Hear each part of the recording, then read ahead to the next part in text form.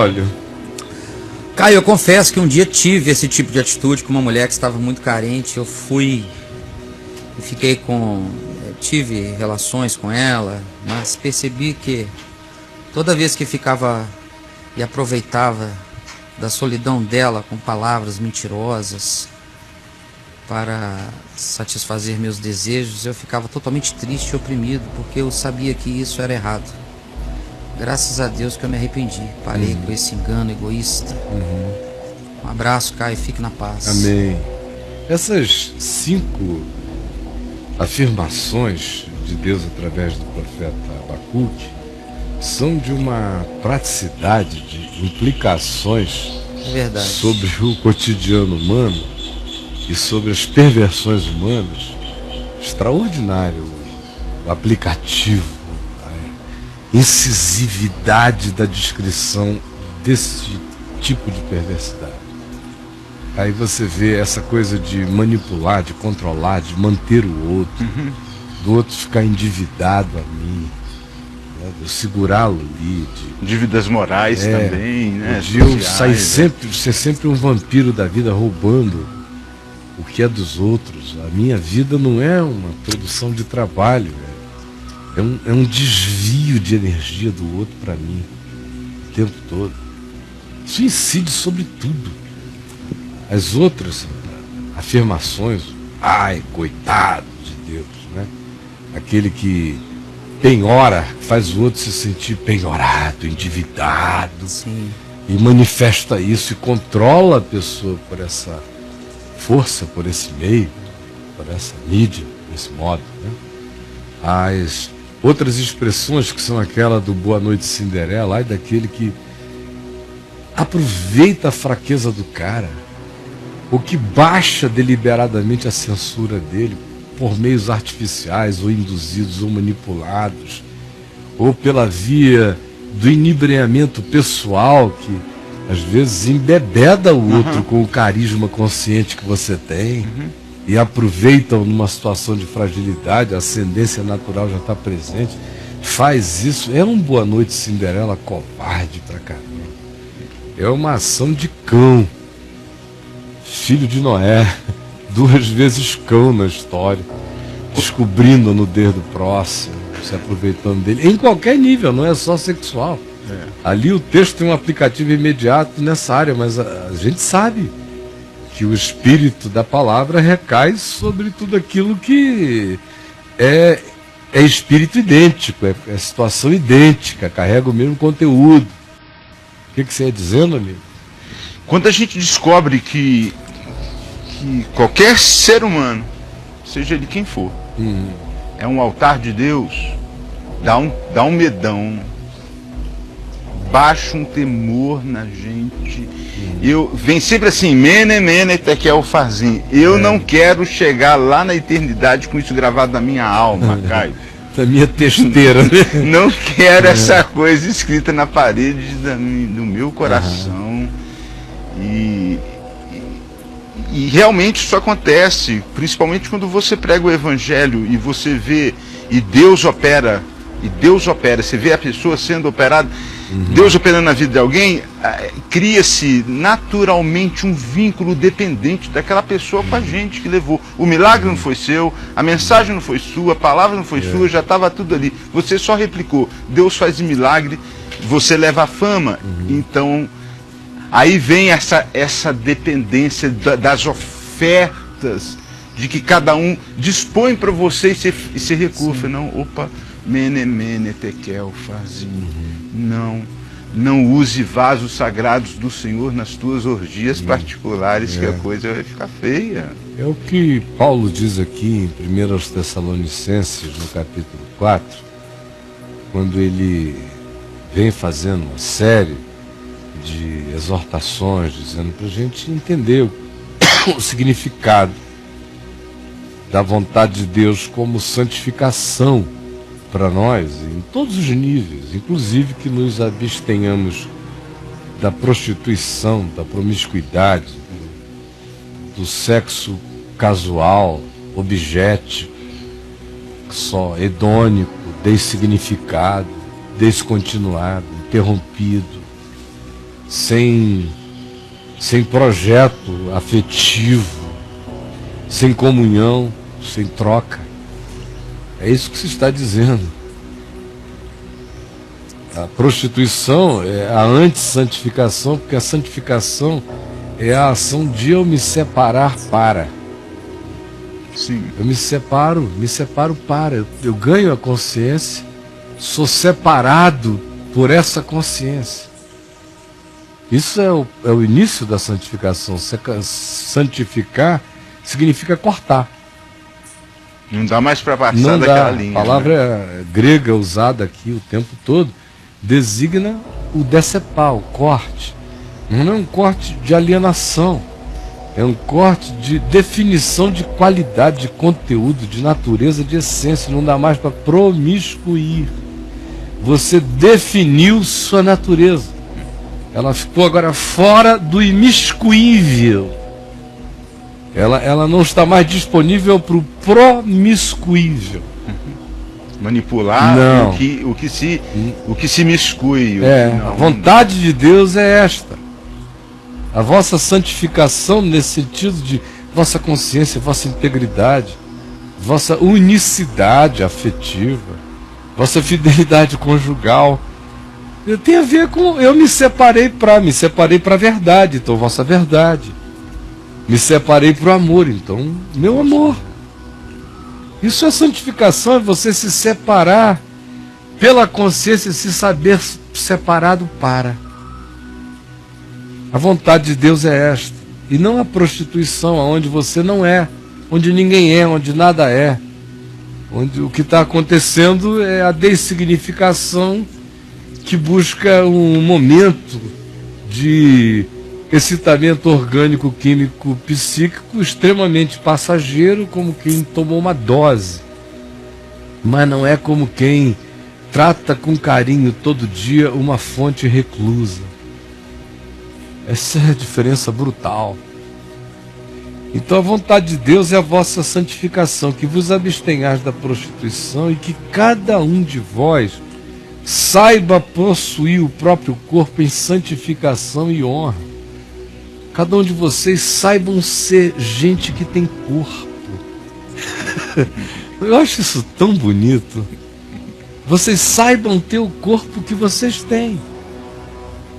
Então, se o seu corpo você acha que é feio ou não impressiona as pessoas, saiba ser dono de um corpo feio. Saiba ser dono do corpo que você tem. Por que o corpo tem que ser o senhor da sua vida? Como a gente vê o tempo todo.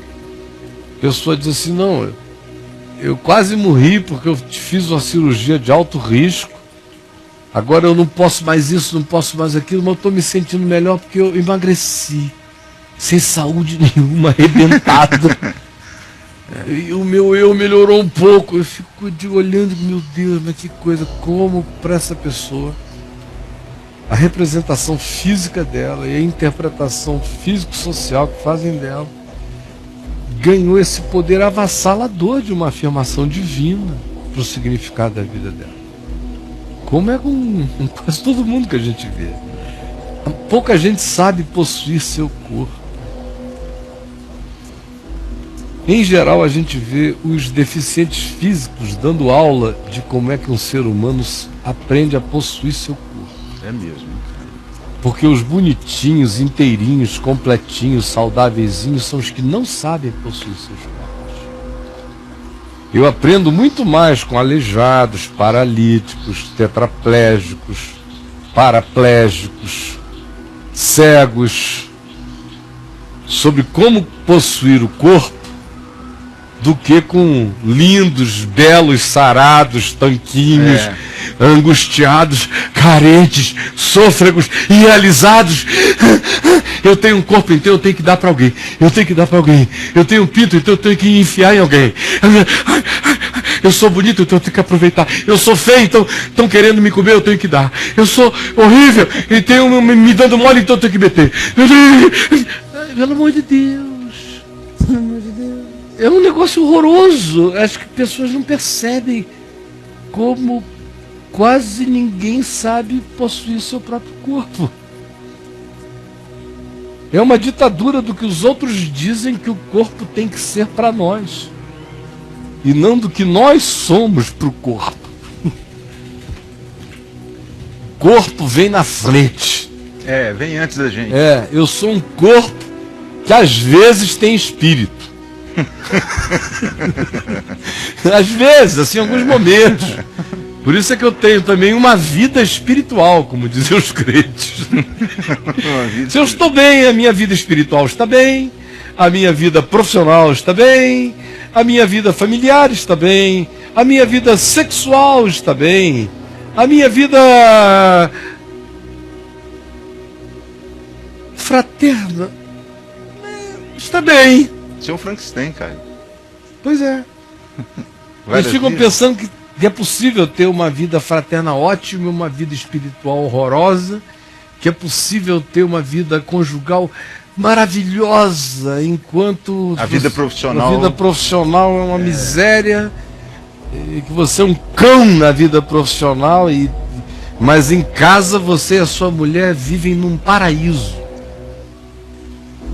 Que você pode seccionar sua vida assim. Então, a partir até dessa visão, você vê como nós não somos um espírito que tem um corpo. Nós somos um corpo que às vezes tem uma dimensão espiritual quando chega naquela hora do departamento. Quando chega naquela divisão dessa General Motors mamífera. Então tem aquela divisão ali do espírito. Mas possuir o próprio corpo?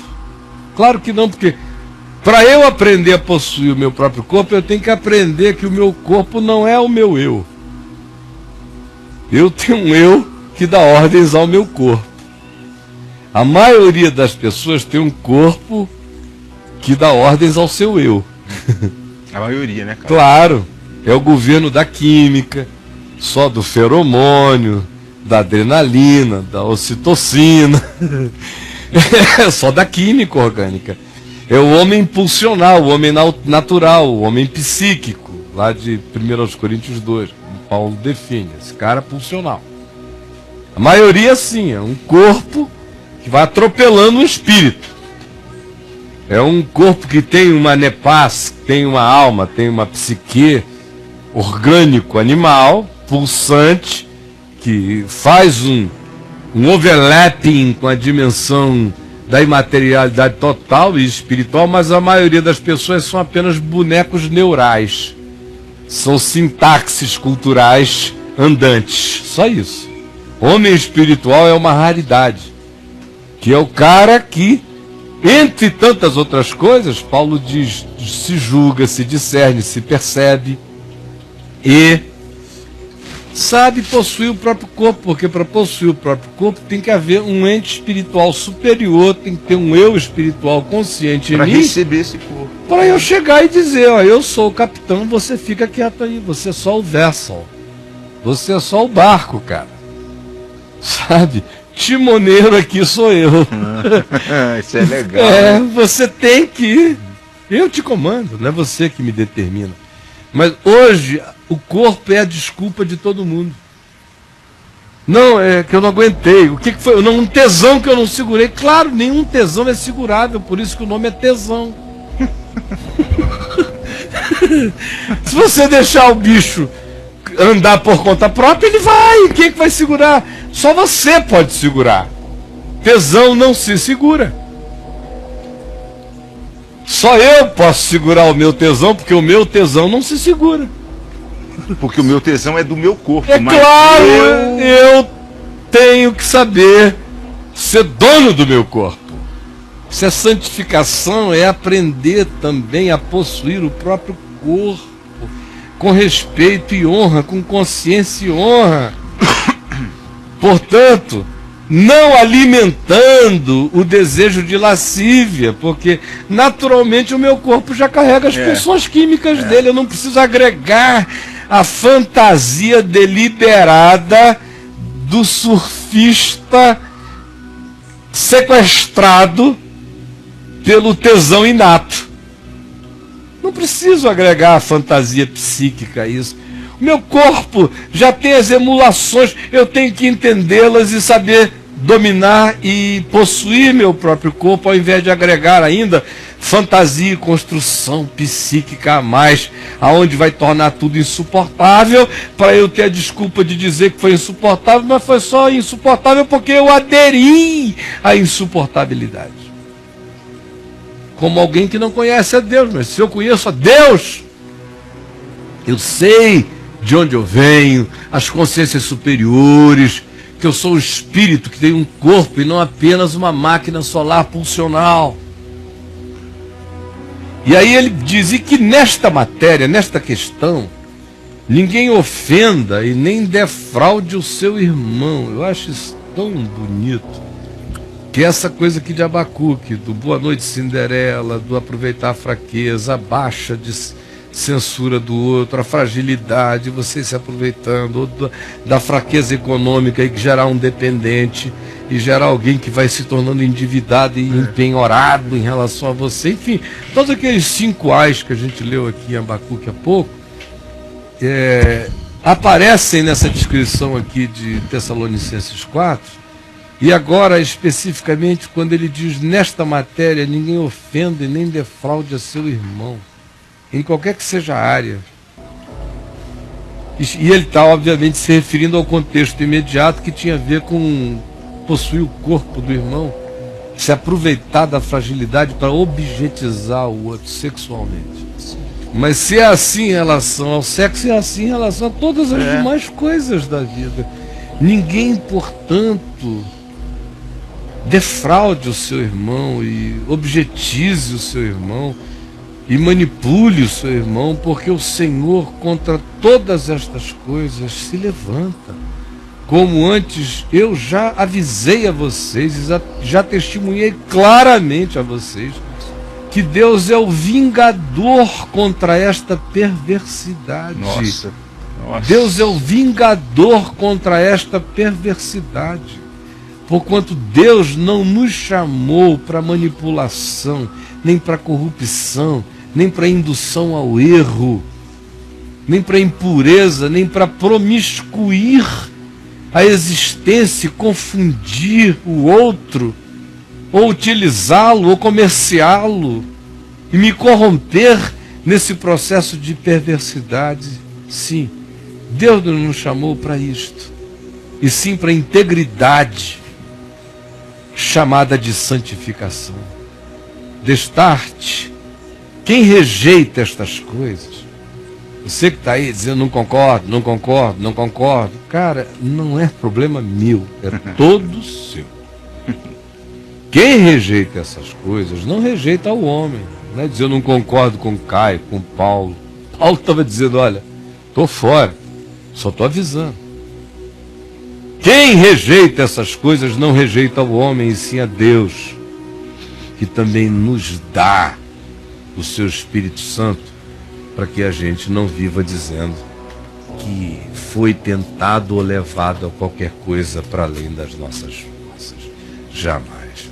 O Espírito em mim me capitaneia e o meu Espírito tem que capitanear o meu corpo. A minha manifestação histórica tem que estar submissa à minha consciência em Deus. Sempre.